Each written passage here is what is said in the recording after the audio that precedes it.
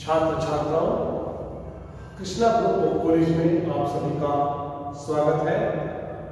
आशा है जो आप तक वीडियो पहुंचाई जा रही है, जिनको आपने देखा भी होगा, तो हम आपसे अपेक्षा करते हैं कि वो आपके लिए बहुत ही महत्वपूर्ण है। वीडियो उनको आप जरूर देखें और देख करके उन पर आप अपने सुझाव दें, लाइक करें, सब्सक्राइब दें, है ना। तो आज हम एक नई वीडियो लेकर के आपके सामने प्रस्तुत हुए हैं, जो हमारी सामाजिक विज्ञान अध्ययन या सामाजिक विज्ञान या सामाजिक अध्ययन शिक्षण से संबंधित है, जो बीएड पाठ्यक्रम से रिलेटेड है। और उसमें भी हम सामाजिक अध्ययन शिक्षण के उद्देश्य क्या है। देखिए, सामाजिक अध्ययन जो है हमारा कक्षा 1 से लेकर के और कक्षा आपका 10 तक, ये आपका प्राइमरी आ गया और आपका माध्यमिक आ गया। तो दोनों स्तर पर, प्राथमिक और माध्यमिक स्तर पर, ये सामाजिक अध्ययन पढ़ाया जाता है। क्लासरूम में बच्चों को उसकी शिक्षा दी जाती है। कक्षा 1 से कक्षा 5 तक जो बच्चे होते हैं हमारे, कम से कम 6 वर्ष से 14 वर्ष तक की आयु वर्ग के होते हैं वो, उसमें या 11-12 साल की उम्र का लगा लीजिए, प्राइमरी स्तर का। कक्षा 1, 2, 3, 4, 5, 6, 7, 8, 9, 10, यानी कि 10-11 साल की उम्र तक का बच्चा जो है प्राथमिक स्कूल में होता है। तो उसका आईक्यू लेवल, उसका बौद्धिक स्तर जो है वो थोड़ा कम होता है। तो सामाजिक अध्ययन जो है, जो उसका कार्य है, जो उसके उद्देश्य है कि ये इन बच्चों में डेवलप करना है, तो वो उनको डेवलप करता है, लेकिन उनकी वो एक सामान्य जानकारी देना है। एक तो उससे अपेक्षा की जाती है बच्चे से कि, या टीचर से भी अपेक्षा की जाती है कि वो इन उद्देश्यों को तो प्राप्त करे, लेकिन उद्देश्य इतने भी ना हो कि वो प्राप्ति ना हो, उद्देश्य इतने ऊंचे भी ना हो। तो बच्चों का जो बौद्धिक स्तर होता है उसी के अनुसार उद्देश्य निर्धारित किए जाते हैं, चाहे आपका प्राथमिक स्तर हो, चाहे आपका माध्यमिक स्तर हो, और उसकी जानकारी भी फिर उसी के हिसाब से दी जाती है। मान लिया उद्देश्य तो प्रजातंत्र की भावना का विकास करना है या राष्ट्रीय भावना का विकास करना है, तो प्राथमिक स्तर पर भी मिल जाएगा आपको, माध्यमिक स्तर पर भी मिल जाएगा। लेकिन प्राथमिक स्तर पर राष्ट्रीय भावना किस तरह से जगाई जानी चाहिए, उनकी एक सामान्य जानकारी दी जाती है, ब्रीफ में जानकारी दी जाती है। और माध्यमिक स्तर पर उसका थोड़ा सा स्टैंडर्ड बढ़ा दिया जाता है, उसका लेवल बढ़ा दिया जाता है, उसका माध्यम बढ़ा दिया जाता है, उसकी जानकारी बढ़ा दी जाती है कि इस माध्यम से ये राष्ट्रीयता की भावना जागरूक की जा सकती है। तो अब हम बारी बारी से पढ़ेंगे। सबसे पहले पढ़ेंगे कि प्राथमिक स्तर पर हमारे जो सामाजिक अध्ययन के उद्देश्य हैं वो क्या होने चाहिए, है ना। जैसे पहला क्या है, उन्होंने भौतिक एवं सामाजिक वातावरण की जानकारी देना। कोई भी मनुष्य है, कोई भी व्यक्ति, कोई भी छात्र छात्रा, एक सीधी सी बात है, मनुष्य एक सामाजिक प्राणी है। मनुष्य ने समाज में जन्म लिया है और जन्म लेने के बाद में जब उसको विकसित होना है, बड़ा भी होना है उसको, तो उसे हर तरह की जानकारी चाहिए। उसको अपने आसपास का जो वातावरण है, अपने परिवार के जो सदस्य हैं, परिवार के सदस्यों के साथ के फिर आपके समाज के जो लोग हैं और पड़ोस के जो लोग हैं, उनकी भी जानकारी चाहिए कि उनका स्तर कैसा है, उनका सोचने का स्तर कैसा है, वो हमसे किस तरह का व्यवहार करते हैं, उनका जुड़ाव हमारे परिवार के साथ में कैसा है ना।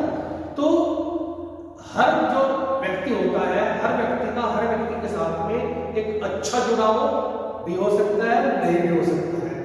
समाज में विभिन्न प्रकार के सोच के व्यक्ति रहते हैं, विभिन्न वस्त्रों के व्यक्ति रहते हैं, विभिन्न समुदाय के व्यक्ति रहते हैं। तो एक परिवार का, समाज के जितने भी वहां पर 10-12 परिवार है उसके पास में, बिल्कुल उनसे ये नहीं है कि बिल्कुल उनसे निकट का जुड़ाव हो।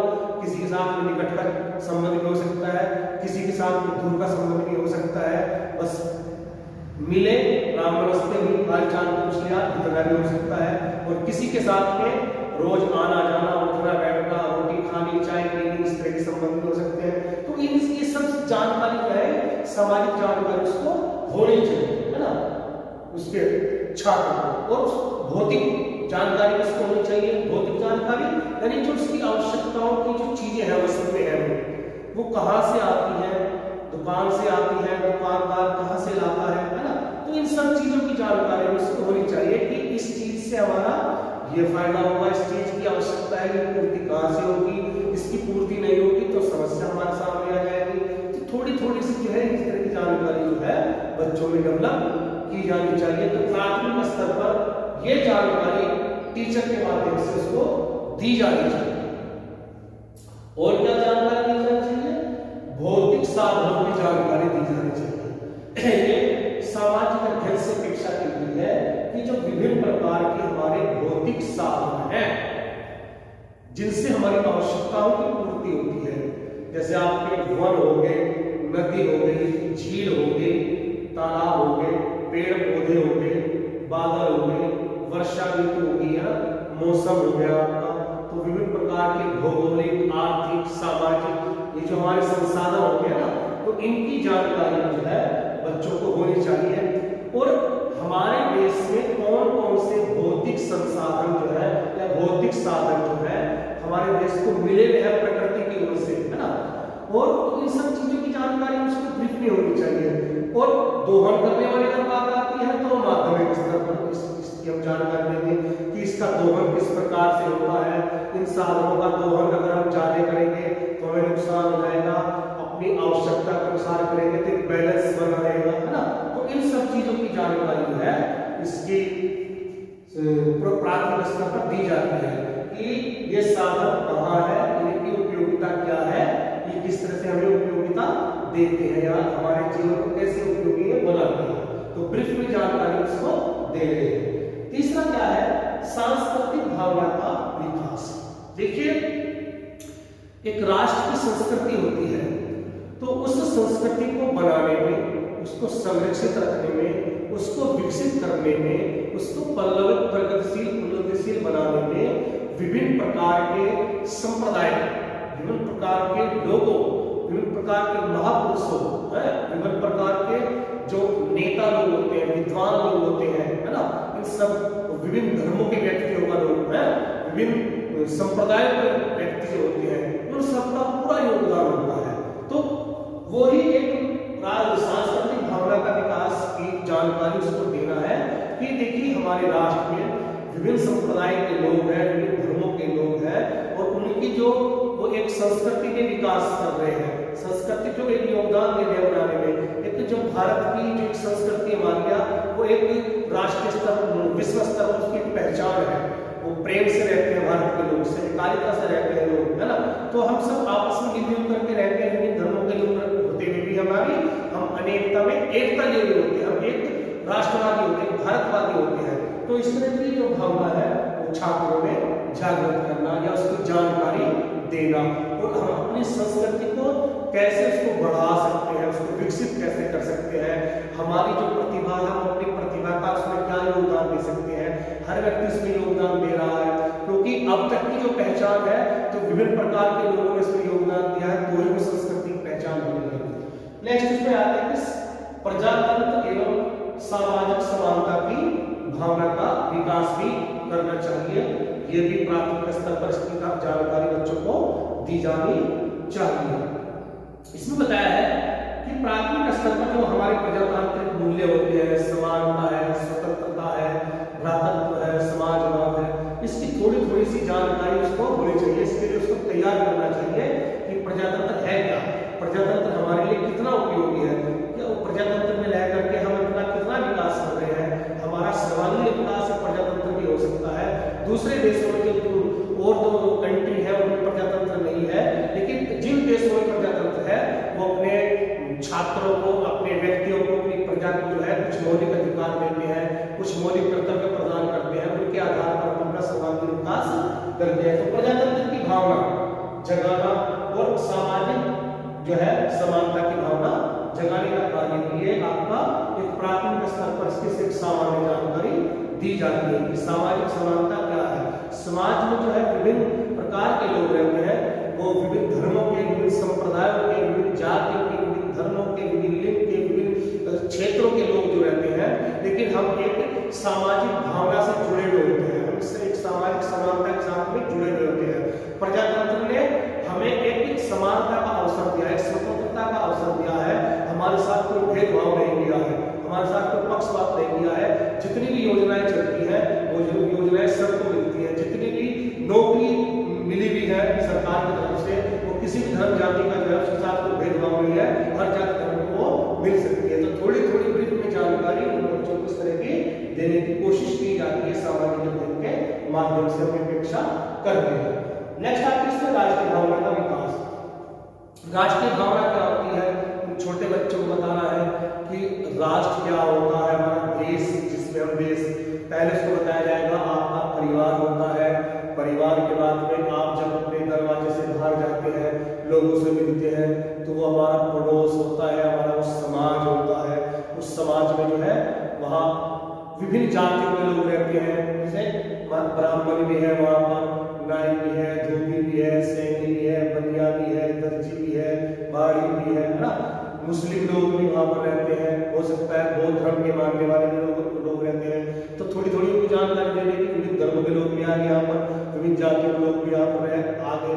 लेकिन फिर उसको बताया कि हमारा गाँव है, इस गाँव का नाम ये है, गाँव आएगा।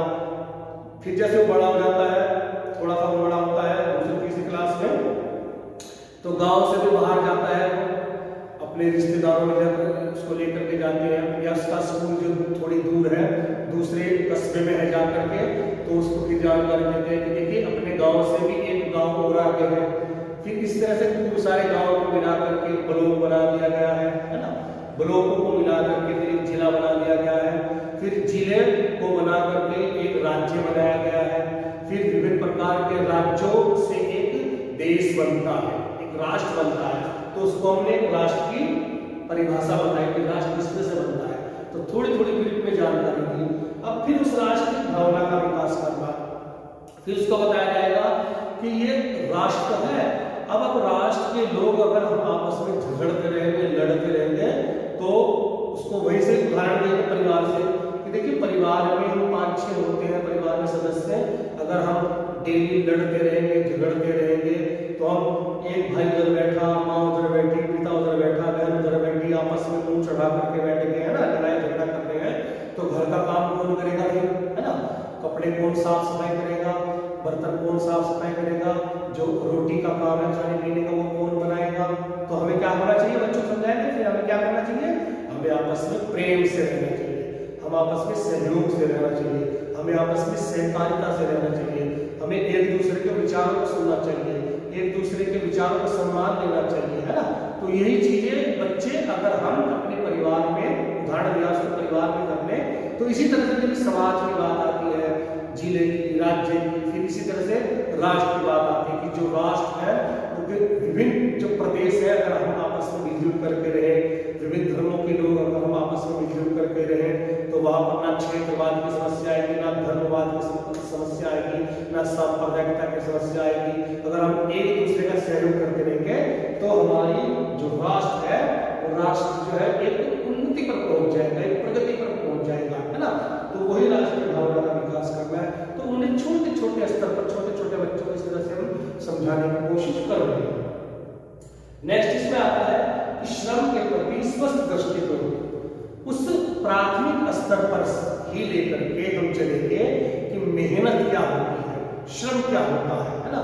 तो मेहनत क्या होती है, अगर आप मेहनत करेंगे, आप अपनी पढ़ाई के प्रति मेहनत करेंगे तो आपको पढ़ाई में अच्छे नंबर मिलेंगे, आप अपनी क्लास में प्रथम आएंगे, सेकंड आएंगे, थर्ड आएंगे, या जब मेहनत नहीं करेंगे तो आप क्लास में पिछड़ जाओगे, पिछड़ जाओगे हो सकता है फेल भी हो जाए, तो आप वहीं रह जाएंगे, है ना।